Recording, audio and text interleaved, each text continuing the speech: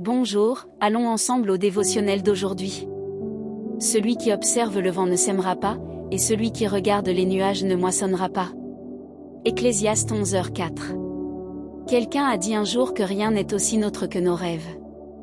Ils sont comme des graines plantées dans notre cœur, portant notre espérance, notre désir d'avenir et notre but.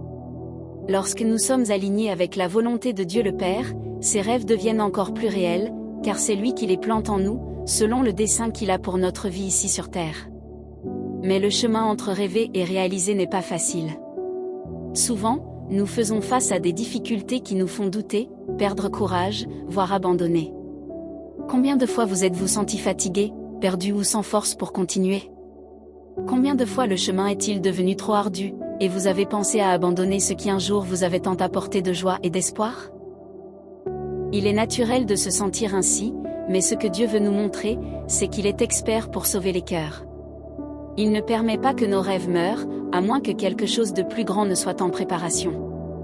Dieu nous pousse à nous relever, à secouer la poussière et à rêver à nouveau à condition que nous lui permettions de le faire en nous. Alors, réfléchissez un peu, qu'est-ce qui est mort en vous? Quel rêve semble avoir disparu? Était-ce une difficulté inattendue? Une déception? Une trahison?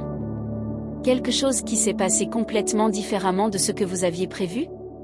Peu importe la cause, ce qui compte vraiment, c'est le message que Dieu a pour vous aujourd'hui. Ne laissez pas les circonstances vous paralyser. Regardez devant vous. Avancez avec foi, même si le chemin semble difficile. Détachez vos yeux de ce qui vous retient et concentrez-vous sur ce qui vous pousse en avant.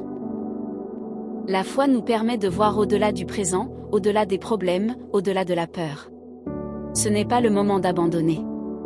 Souvenez-vous toujours, ce sont les batailles les plus difficiles qui mènent aux plus grandes victoires.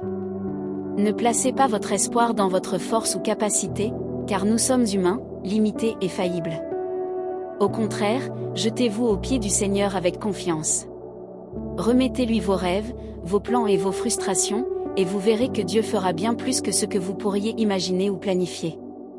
Il est celui qui transforme le désert en jardin, qui fait jaillir de l'eau de la pierre sèche, qui apporte la vie là où il n'y avait que la mort. Rêvez à nouveau, car Dieu veut accomplir des rêves qui ne seraient jamais possibles par nos propres forces.